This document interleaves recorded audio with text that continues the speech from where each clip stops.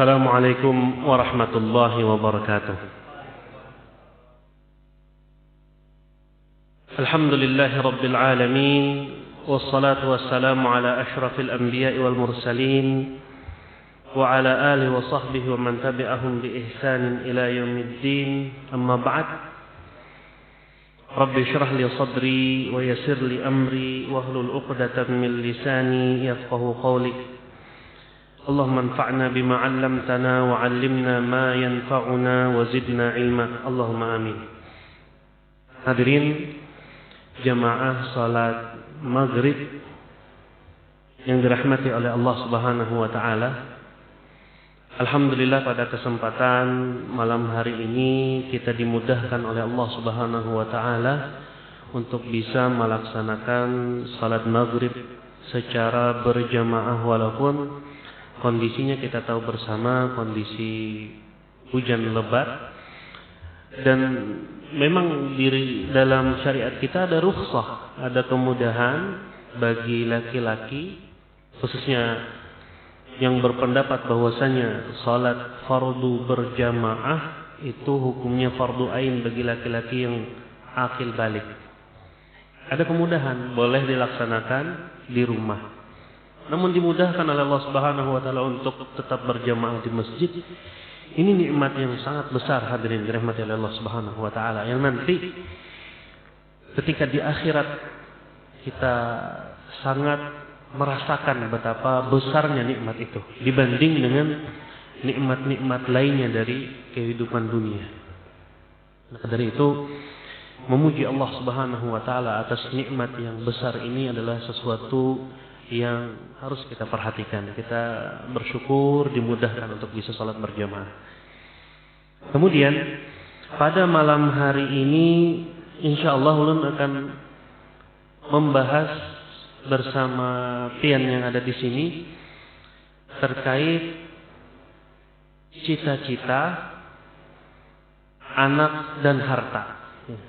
Pembahasannya berhubungan dengan cita-cita anak dan harta, karena kita semua adalah orang tua, dan sebelumnya kita juga adalah anak-anak yang merupakan hasil didikan orang tua kita, yang tentunya mereka punya cita-cita untuk diri mereka sendiri dan punya cita-cita tersendiri untuk kita raih sebagai anak mereka. Begitu juga kita nanti dan sekarang ya, sebagai orang tua, kita punya cita-cita untuk diri kita sendiri, punya cita-cita untuk anak-anak kita. Kita pengen anak-anak kita begini dan begitu, itu cita-cita. Adapun perihal anak dan harta, ada hal yang unik, hadirin dirahmati oleh Allah Subhanahu wa taala. Dalam sebagian makalah yang sempat ulun baca, ada sekitar 20-an ayat yang menyebutkan secara bersamaan anak dan harta.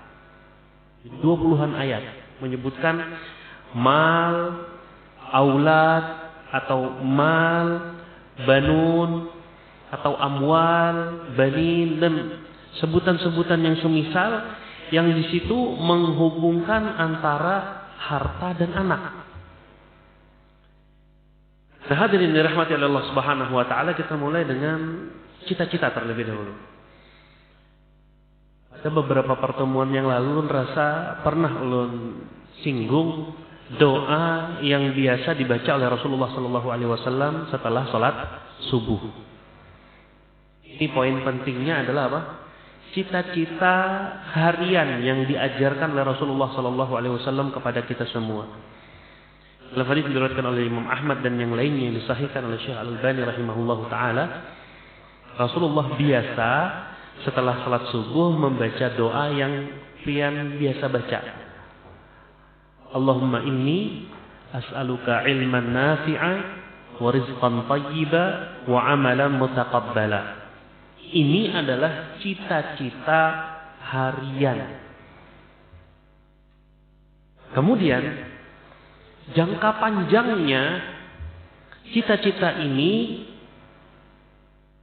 sebagaimana yang disebutkan oleh Rasulullah sallallahu alaihi wasallam, "Idza mata ibnu Adam," apabila anak Adam sudah meninggal dunia, "inqata'a anhu amaluhu illa min salas," terputus darinya seluruh amalannya kecuali 3 perkara.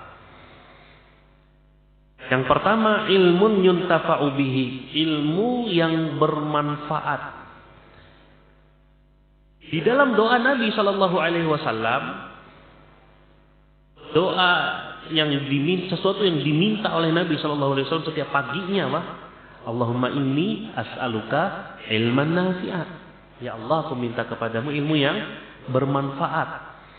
Di penghujung cerita setelah kita wafat, mudah-mudahan dengan kita dapat ilmu bermanfaat di suatu hari, besok harinya kita bisa ajarkan dan itu bermanfaat.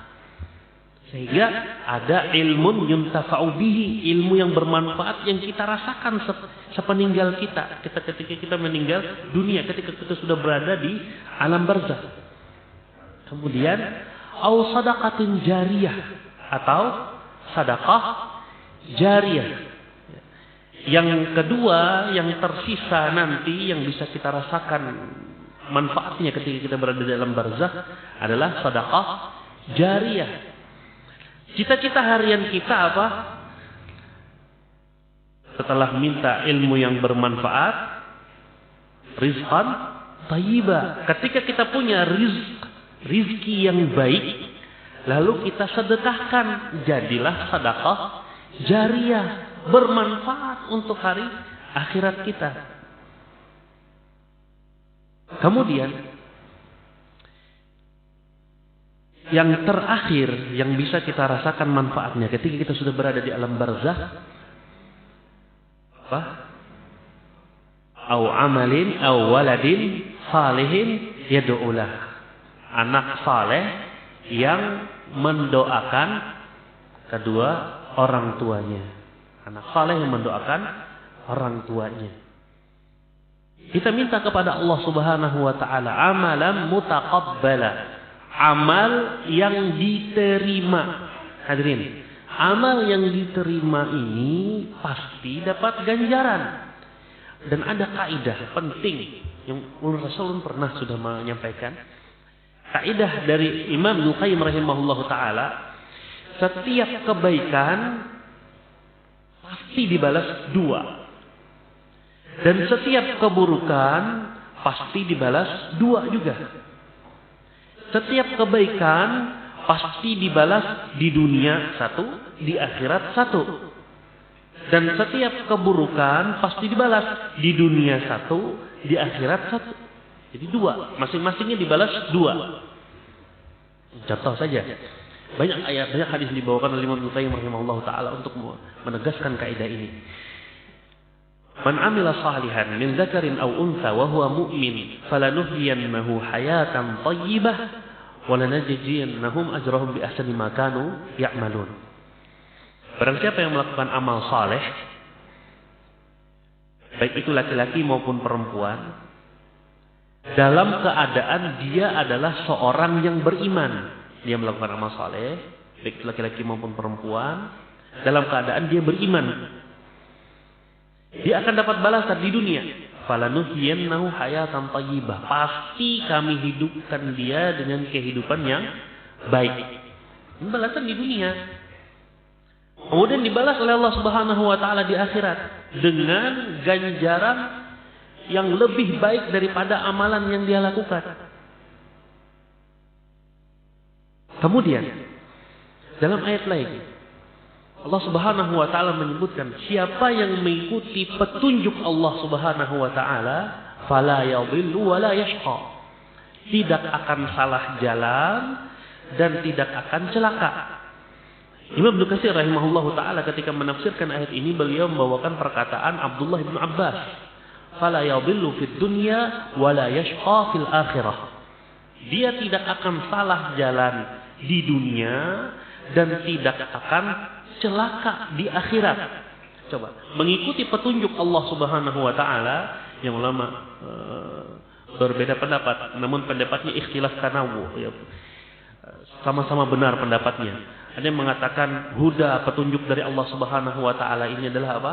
Nabi Muhammad sallallahu alaihi wasallam. Ada yang mengatakan Al-Qur'anul Karim, ada yang mengatakan para nabi dan para rasul beserta penjelasannya. Ini semua benar pendapatnya. Artinya petunjuk dari Allah Subhanahu wa taala. Siapa yang mau mengikutinya, maka dia tidak akan salah jalan di dunia sehingga dia di akhirat tidak akan celaka. Lihat. Balasan di dunia ada, balasan di akhirat juga ada. Seperti itu. Ini kaidahnya. Nah, ketika kita dalam kehidupan sehari-hari kita pasang nih cita-cita keseharian kita sebagai kita, diri sendiri kita, terhadap diri kita. Hari-hari saya mau cari ilmu yang bermanfaat agar nanti saya bisa menyisakan ilmu yuntafa'u bihi. Hari-hari saya mau kerja, cari rezeki yang baik agar saya bisa menyisakan sedekah jariyah. Dan hari-hari saya berusaha untuk melakukan amal saleh. Dan salah satu bentuk amal saleh yang bisa dilakukan kita sebagai orang tua adalah mendidik putra putri kita. Kalau diterima oleh Allah Subhanahu wa taala, jadilah putra putri kita sebagai anak saleh yang mendoakan kita. Nah, itu kembali kepada kita juga.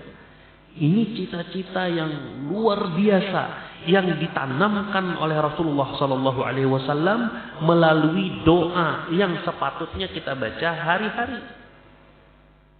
Kapan pagi, setiap selesai salat subuh. Kemudian hadirin, poin yang ingin kita bahas berikutnya adalah di dalam Al-Quran sering sekali Allah menggabungkan antara anak dan harta.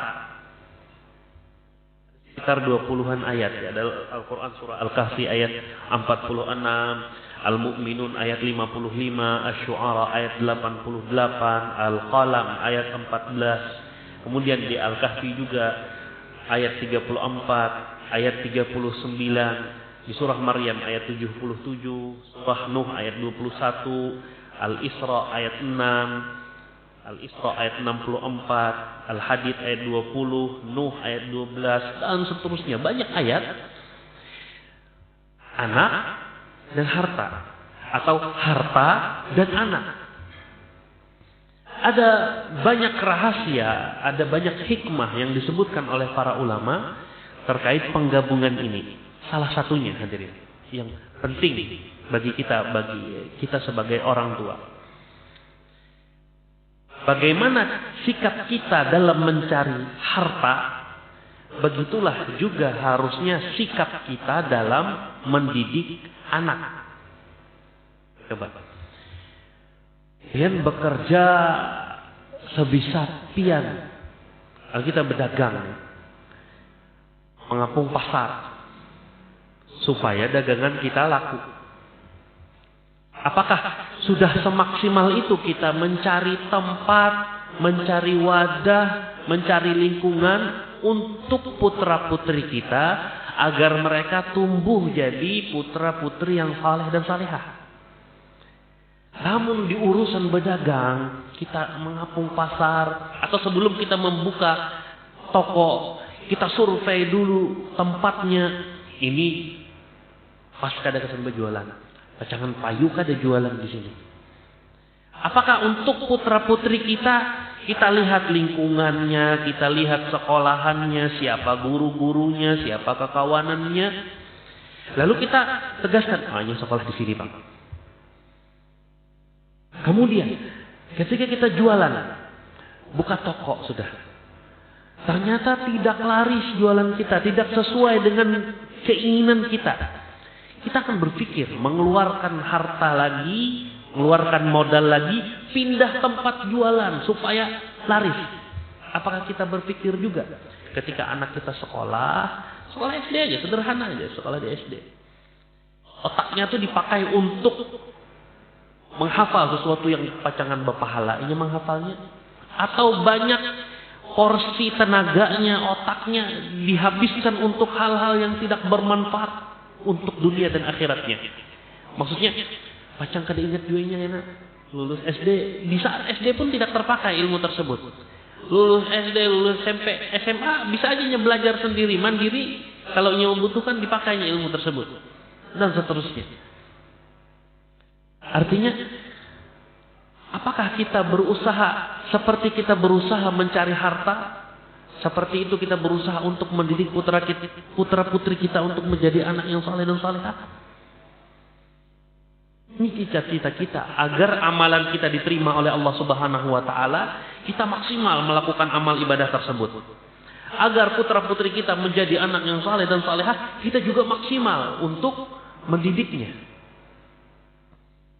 Maka perlu dalam kehidupan, dalam lingkungan, kita harus memakai kaidah yang diterapkan oleh syariat, ya. Diajarkan oleh para ulama, diambil dari ayat, diambil dari hadis. Ada kaidah bunyinya al-jaru qabla dar.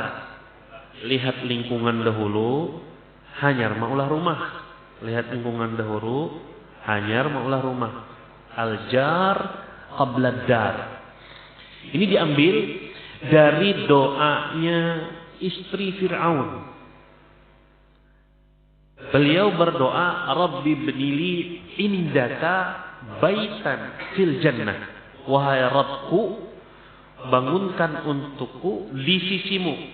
Di sisimu artinya berdekatan dengan Allah Subhanahu wa taala. Ini dimaknai sebagai lingkungan. Baru disebutkan oleh beliau, baitan fil jannah, rumah di surga, baru membangun rumahnya. Al-jar qabla dar. Apakah seperti itu kita berusaha? Kita rela pindah dari satu kota ke kota lain, merantau untuk mendapatkan kehidupan yang lebih layak. Apakah seperti itu juga kita terhadap putra-putri kita? Kita rela pindah dari satu kota ke kota lainnya, cari tempat yang cocok untuk pendidikan putra-putri kita agar mereka jadi anak yang saleh dan salehah. Atau kita apa adanya saja? Sudah masuk sekolahan, nilainya bagus saja Pak di situ. Masuk, sudah. Sarah lagi. Masukkan ke pesantren, karena pesantren mungkin ustaznya baik-baik nih. Ya kan? Tidak, yang penting sudah masuk pesantren dirasa aman seperti itu. Padahal ulun yakin orang-orang yang berdagang, berjualan, mencari harta entah dengan apapun profesinya, dia akan memperhatikan di sini bakal meningkat nggak omset saya atau tidak. Kalau saya ke tempat lain lebih bagus atau tidak. Kalau ini mendapatkan tempat yang lebih bagus, ulun yakin bakal pindah tuh. Berjualan di sini dengan jualan pian itu lebih payu daripada berjualan di wadah pianan saat ini. Besar kemungkinan dia akan pindah. Ketika disuruh kaji ada kepastian semacam itu. Nah, apakah seperti itu juga kita terkait pendidikan putra dan putri kita? Hadirin yang dirahmati oleh Allah Subhanahu wa taala. Harta dan anak di dalam Al-Qur'an dibahasakan sebagai perhiasan. Di dalam Al-Quran dibahasakan sebagai perhiasan. Kata Allah Subhanahu wa taala dalam Al-Quran surah Al-Kahfi yang kita baca setiap hari, setiap pekan. Kata Allah Subhanahu wa taala, al-mal wal banun zinatul hayatid dunya. Al-mal, harta benda, al-banun, anak keturunan, adalah zinatul hayatid dunya, perhiasan kehidupan dunia. Kemudian di dalam ayat lain ditegaskan hal yang sama. Sebutkan di dalam Al-Quran surah Al-Hadid ayat 20. I'lamu annamal hayatud dunya la'ibu wa lahun wa zinah. Ketahuilah bahwasanya kehidupan dunia ini adalah permainan, tenda gurau, dan perhiasan isinya. Kemudian wa tafakhurum bainakum wa takatsurum fil amwali wal aulad. Untuk saling menyombongkan diri, untuk saling menonjolkan kuantitas harta dan keturunan. Ini keumumannya kehidupan dunia, kata Allah Subhanahu wa taala dalam Al-Qur'an surah Al-Hadid ayat 20. Kemudian di dalam ayat lainnya Allah Subhanahu wa taala memberitakan tentang harta, tentang anak yang itu ternyata untuk orang tertentu, untuk kelompok tertentu itu buat menambah dosa saja. Buat menambah dosa saja. Contohnya Al-Qur'an surah Nuh ayat 12. Wa yumdidkum bi amwali wa banin. Afwan. Wa qalu nahnu aktsaru amwala wa aulada wa ma nahnu bimu'azzabin. Al-Quran surah Saba ayat 35. Orang-orang kafir mengatakan kami paling banyak harta, kami paling banyak anak keturunan, dan kami tidak akan disiksa oleh Allah Subhanahu wa taala. Diberi banyak harta, diberi banyak anak keturunan, akan tetapi dia terperdaya dengan jumlah harta dan jumlah anak keturunannya. Dia terperdaya. Sampai berani mengatakan kami tidak akan diazab oleh Allah Subhanahu wa taala karena kami punya banyak harta, karena kami punya banyak anak keturunan. Sampai seperti itu cara berpikirnya. Kemudian dalam kondisi yang lain Allah Subhanahu wa taala mengajarkan kepada Nabi Muhammad sallallahu alaihi wasallam dalam Al-Qur'an surah At-Taubah ayat 55 misalkan, "Fala tu'jibka amwaluhum wala auladuhum." Wahai Muhammad, jangan engkau merasa takjub terhadap banyaknya harta benda yang mereka miliki, jangan juga engkau merasa takjub terhadap banyaknya anak keturunan yang mereka miliki. Di dalam kondisi lain, ketika, dan ini pernah juga sudah sampaikan, mamanya Anas bin Malik mengantar Anas bin Malik kepada Rasulullah Sallallahu Alaihi Wasallam, lalu meminta kepada Rasulullah, wahai Rasulullah, ini Anas bin Malik, beliau, putraku ini akan mengabdi kepadamu, tolong doakan. Nah, doa Nabi Sallallahu Alaihi Wasallam dalam berbagai riwayat ringkasnya menggabung beberapa hal, yang dimana sebagian riwayat bunyinya Allahumma aksir malahu wa waladahu wa tawil umrahu summa barik lahu fi. Ya Allah, perbanyaklah hartanya, perbanyak anak keturunannya, panjangkan umurnya dan berkahi dia. Rasulullah SAW mendoakan banyak harta, mendoakan banyak keturunan, mendoakan panjang umur. Artinya, di dalam syariat kita hal tersebut sah-sah saja. Banyak harta, banyak keturunan, banyak harta, banyak anak. Itu hal-hal yang sah-sah saja. Bahkan ini dijadikan oleh Allah Subhanahu wa taala sebagai imbalan kalau kita mau banyak istighfar, ya kan? Faqultu astaghfiru rabbakum innahu kana ghaffara. Aku katakan kepada kaumku, ya Allah, kata Nabi Nuh, aku sudah sampaikan kepada kaumku, istaghfiru rabbakum, mohon ampunlah kepada Rabb kalian, karena dia ghaffara, maha pengampun, yang mengampuni dosa berkali-kali. Dari kita yang berkali-kali juga melakukan dosa, kita minta ampun berkali-kali, diampuni terus oleh Allah Subhanahu wa taala. Dan dikasih lagi ganjaran.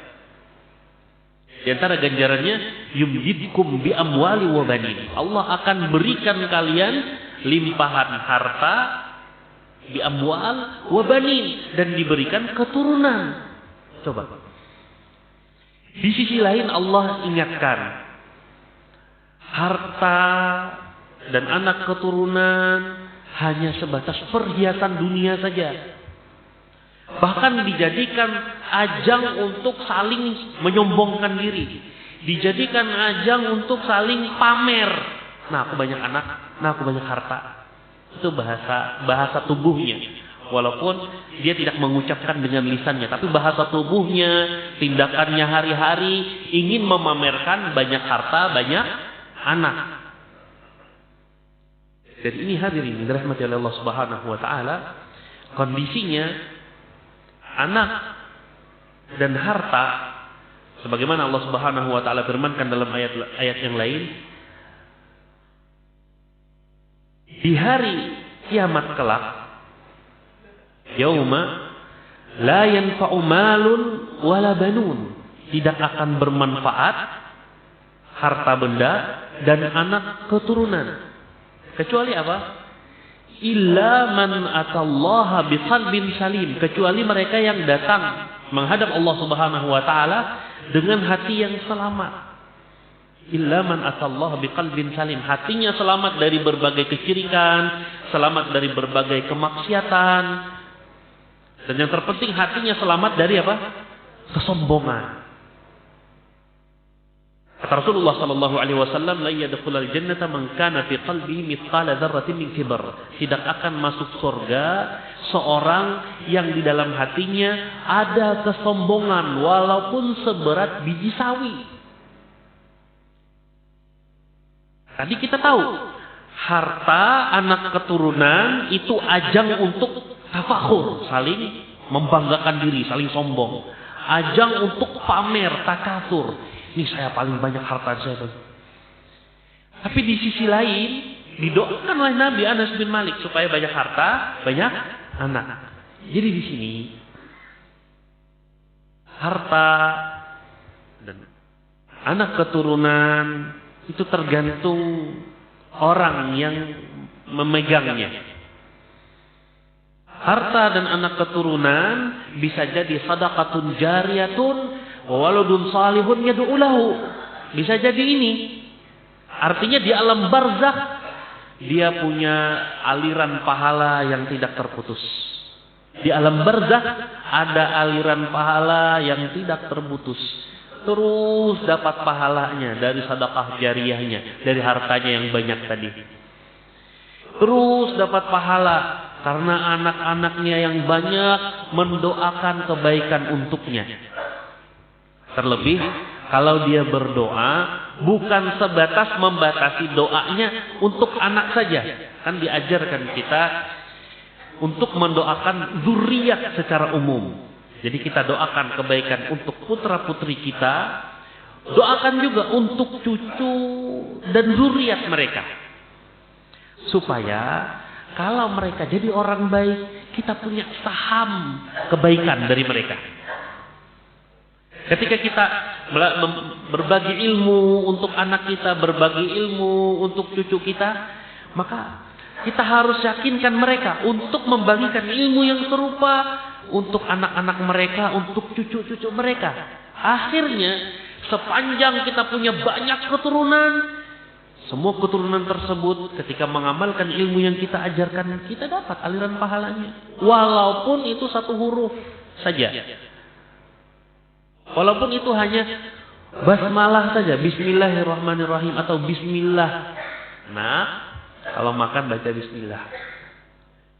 Nanti dia ketika punya anak, diajari, nah, kalau makan baca bismillah. Nanti anaknya punya anak, kalau makan baca bismillah. Setiap kali mereka makan, kita dapat pahala ketika sudah dalam barzakh kita. Coba pengen bayangkan. Lain cerita ketika anaknya dijadikan untuk menyombongkan diri. Alhamdulillah. Biar hidup kayak ini, aja anak kayak orang dua ngejar. Bangsa orang nih ya, hidup. Tapi alhamdulillah anak bisa kayak orang. Itu bahasa di lisannya. Artinya dia sedang membanggakan dirinya. Ya tafakhur. Beda dengan orang yang menjalankan firman Allah Subhanahu wa taala, wa amma bi ni'mati rabbika fahaddits. Berbicara tentang apa? nikmat Allah Subhanahu wa taala. Tipis dia antara riya dengan mencontohkan amal saleh, tipis. Antara menyebutkan nikmat-nikmat Allah yang Allah berikan kepada kita dengan sedang berbangga atas nikmat yang Allah limpahkan kepada kita, tipis. Orang yang punya banyak harta, orang yang punya banyak anak, lalu dia jadikan harta dan anaknya untuk mendapatkan sedekatun jariyatun, mendapatkan waladun salihun yad'u lahu, dengan orang yang dia memanfaatkan anak dan keturunannya untuk kehidupan dunianya saja, perhiasan kehidupan dunia, itu pun tipis. Karena dia sangat tipis, kita harus menyadari, kita pun mudah untuk tergelincir. Kita mudah untuk tergelincir. Maka dari itu kita perbanyak memohon pertolongan dari Allah Subhanahu wa taala. Jadi pian dan ulun khususnya ketika kita membaca surah Al-Fatihah, di iyyaka na'budu wa iyyaka nasta'in. Hanya kepadamu ya Allah kami beribadah, hanya kepadamu ya Allah kami memohon pertolongan. Nah, ketika kita mengusahakan untuk mencari banyak harta, lalu harta tersebut jadi sedekah jariyah. Ketika kita berusaha supaya punya banyak keturunan, nanti keturunan itu yang berdoa untuk kebaikan kita ketika kita di alam barzakh. Itu kan ibadah. Kita tidak bisa menjalankan ibadah ini dengan baik kecuali dengan pertolongan dari Allah Subhanahu wa taala. Jadi langkah minimalnya yang kita ambil adalah ketika kita sholat, baca iyyaka na'budu wa iyyaka nasta'in, serius kita. Ini sedang berdoa. Mulai berdoa memohon kepada Allah Subhanahu wa taala, menyadarkan diri kita tidak mungkin bisa beribadah dengan baik dengan benar kepada Allah Subhanahu wa taala kecuali dengan pertolongan Allah Subhanahu wa taala. Dan di akhir dari surah Al-Fatihah kita ucapkan amin. Ya Allah, kabulkanlah. Jangan sampai kita sia-siakan kesempatan mengaminkan ini. Jangan aminnya kita hanya rutinitas lisan saja. Jangan. Karena kita tahu ya, Allah akan menerima doa orang yang berdoa dengan menghadirkan hatinya. Dan Allah tidak menerima doa min qalbin ghafilin lahin. Tidak diterima doa dari orang yang hatinya lalai. Hatinya tidak sedang ingat kepada Allah Subhanahu wa taala. Jadi ketika kita mengucapkan amin, bukan hanya sebatas mengeluarkan suara amin saja, tapi benar-benar berharap agar Allah Subhanahu wa taala mengabulkan doa yang dibaca tadi. Baik kita sholat sendiri maupun ketika kita sholat berjamaah, hadirin dirahmati oleh Allah Subhanahu wa taala. Nah, mustahil kita bisa beribadah dengan baik, beribadah dengan benar tanpa pertolongan dari Allah Subhanahu wa taala. Jadi cita-cita harian kita dan cita-cita yang harus kita tanamkan untuk menjadi cita-cita harian putra-putri kita, mencari ilmu yang bermanfaat, mencari rezeki yang baik. Ini terserah, hendak dengan jadi polisi, jadi tentara, hendak jadi dokter, hendak jadi guru, jadi pedagang. Yang penting rizqan thayyiba. Itu cita-cita yang bagian kesekian itu urutannya, yang rinciannya hendak pian anaklah jadi dokter. Tapi tujuan utamanya apa? Rizqan thayyiba. Pian anaklah berjualan saja. Tapi tujuan utamanya apa? Rizqan thayyiba. Pian nakai menurut abah lawan mama bagus jadi pegawai negeri. Tapi tujuan utamanya apa? Rizqan thayyiba. Masing-masing ada konsekuensinya. Jadi ustadz sekalipun ada konsekuensinya. Dan rentan untuk masuk neraka jadi ustadz itu. Biar tahu. Ini kalau kita semua tahu awaluma tiga kelompok pertama yang dinyalakan bagi mereka api neraka. Awwalu man tusa'aru bihimun nar, kata Rasulullah sallallahu alaihi wasallam. Kelompok pertama yang dinyalakan bagi mereka api neraka, di antaranya adalah alim, orang yang berilmu. Ketika ditanya, buat apa ilmu yang kamu miliki? Saya punya ilmu untuk saya ajarkan, untuk saya sampaikan. Tapi kata Allah Subhanahu wa taala, kadzabta, kamu dusta. Kamu cari ilmu liuqal, untuk disebut oleh masyarakat, digaleri oleh masyarakat alim, orang alim. Sama juga dengan yang berharta. Ketika ditanya oleh Allah Subhanahu wa taala, untuk apa hartamu yang banyak? Saya sedekahkan, saya infakkan di jalan ya Allah. Namun didustakan oleh Allah Subhanahu wa taala. Kadzabta, kamu dusta, kata Allah. Engkau melakukan hal tersebut liuqal, jawab, supaya disebut orang dermawan. Kan tipis hadirin, tipis sekali antara bersedekah, berinfak, supaya dapat sedekah jariah nanti di akhirat, dengan orang yang bersedekah, berinfak supaya dapat gelar di tengah masyarakat. Sama tuh, sama-sama memasukkan uang ke dalam kotak infak, atau pakai HP, sama-sama transfer untuk berinfak. Tipis, tipis sekali. Maka dari itu, sekali lagi harus minta tolong kepada Allah Subhanahu wa taala, dan harus serius dalam meminta tolong tadi. Minta tolong supaya ibadahnya benar-benar jadi ibadah gitu. Bukan jadi apa? Malapetaka di akhiratnya tadi. Orang alim didustai oleh Allah Subhanahu wa taala tindakan-tindakannya dengan ilmu yang dia miliki. Karena tujuan utama dia supaya digelari orang jadi orang alim. Begitu juga orang yang dermawan. Jangan sampai kedermawanan kita menjadikan kita orang pertama masuk neraka. Tapi jadikan itu sedekahun jariyah untuk pemberat amal kebaikan kita di akhirat. Nah, begitu juga dengan anak keturunan. Namun berhasil anak kita. Berhasil. Tapi mereka tidak mendoakan kita ketika kita berada di alam barzakh. Untuk apa? Maka itu disebut dengan zinatul hayati dunia. Perhiasan dunia semata. Kan? Ketika kita sudah berada di alam barzakh, kita tidak mendapatkan manfaatnya sama sekali. Itu hakikat dari apa? Zinatul hayatid dunia, sebatas hiasan di dunia. Ketika sudah di akhirat tidak berlaku lagi. Yauma la yanfa'u malun wala banun. Pada hari kiamat kelak tidak bermanfaat harta dan anak keturunan. Ini bagi orang-orang yang salah memanfaatkan harta dan anak keturunannya. Nah, supaya kada salah, makanya kita sebut di bagian pertama kajian kita masalah apa? Cita-cita. Cita-cita kita tanamkan. Allahumma inni as'aluka ilman nafi'a wa rizqan thayyiba wa amalan mutaqabbala. Supaya kita dapat di akhirat kelak kalau kita sudah meninggal dunia, minimalnya pas di alam barzakh kita sudah mulai dapat ilmun yuntafa'u bihi, kemudian sadaqatun jariyatun, kemudian waladun salihun yad'ulah. Seimbang.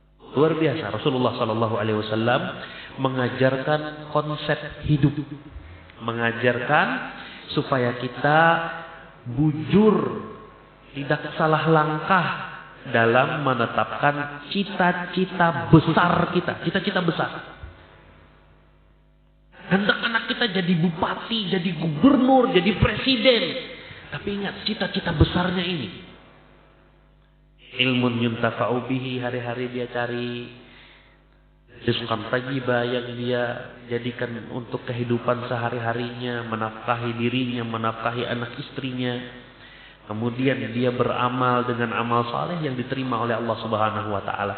Sehingga kalau dia meninggal dunia kelak pun sama seperti yang kita cita-citakan. Dia punya ilmu yang bermanfaat, yang mengalir pahalanya untuk dia. Dia punya sedekah jariyah yang mengalir pahalanya untuk dia. dan dia punya anak keturunan yang terus mendoakan dia. Luar biasa, hadirin dirahmati oleh Allah Subhanahu wa taala. Kalau ini yang kita tanamkan untuk anak kita, cucu kita, terlepas dari apapun fakultas yang dimasukinya pasnya kuliah. Selama ini cita-citanya, maka ahlan wa sahlan. Hendak masuk kuliah apakah dia? Hendak di universitas manakah?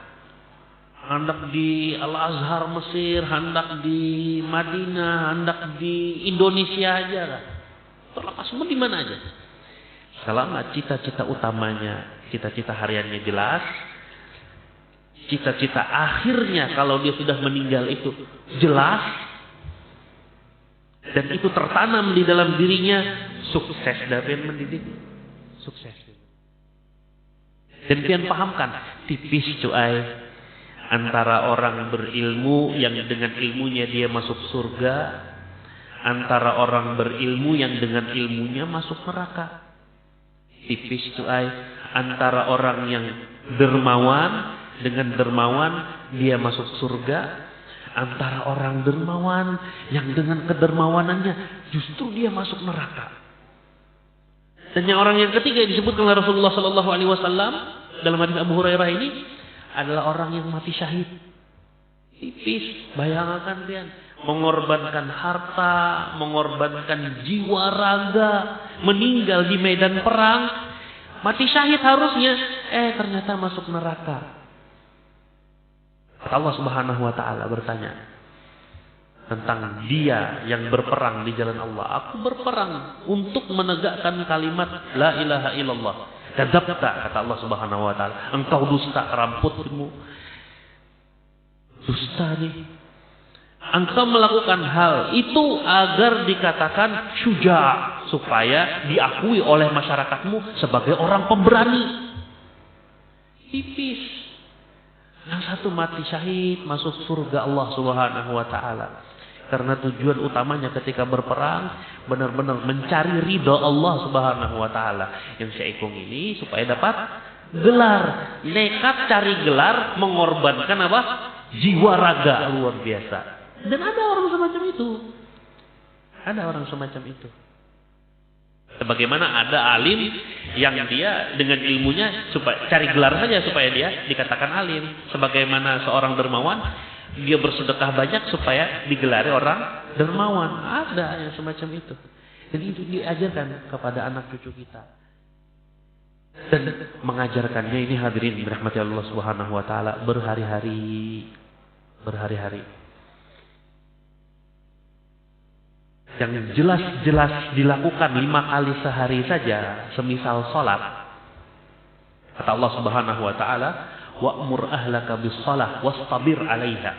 Perintahkan keluargamu untuk melaksanakan salat dan istabir. Artinya sabarnya bukan sebatas sabar biasa, tapi sabar yang plus-plus ya teman. Sabar yang kuadrat. Berlipat ganda. Ini jelas nih, jam sekian, jam sekian, jam sekian. Dan jelas yang dilakukannya. Butuh kesabaran yang berlipat ganda, apalagi terkait cita-cita harian, cita-cita untuk nanti di masa sudah tidak mungkin lagi untuk beramal ketika sudah berada di alam barzakh.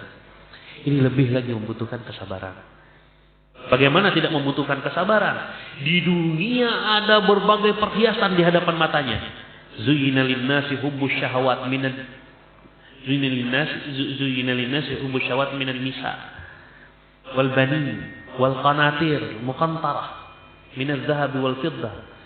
Dan seterusnya banyak syahwat dunia yang ada di hadapan matanya. Kita saja masih mungkin terperdaya, apalagi mereka yang ujiannya terus bertambah, terus semakin berat. Terakhir hadirin dirahmati oleh Allah Subhanahu wa taala, kita berdoa memohon kepada Allah Subhanahu wa taala agar dalam kehidupan sehari-hari kita bisa meraih cita-cita yang diajarkan oleh Rasulullah sallallahu alaihi wasallam. Hari-hari dapat ilmu yang bermanfaat, hari-hari dapat rezeki yang halal, yang baik, hari-hari mendapatkan amalan yang diterima oleh Allah Subhanahu wa taala. Dan kita juga berharap ketika kita diwafatkan oleh Allah Subhanahu wa taala, kita punya ilmu yang bermanfaat, yang pahalanya terus mengalir untuk kita.